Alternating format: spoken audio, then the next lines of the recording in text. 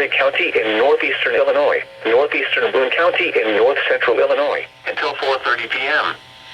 At 4:06 p.m., a severe thunderstorm was located over Sharon, or near Harvard, moving east at 35 miles per hour. Hazard, 60 miles per hour wind gusts and quarter-size hail. Source, radar indicated.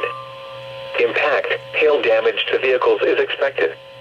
Expect wind damage to roofs, siding, and trees. This severe thunderstorm will be near Harvard around 4:15 p.m. For your protection, move to an interior room on the lowest floor of a building.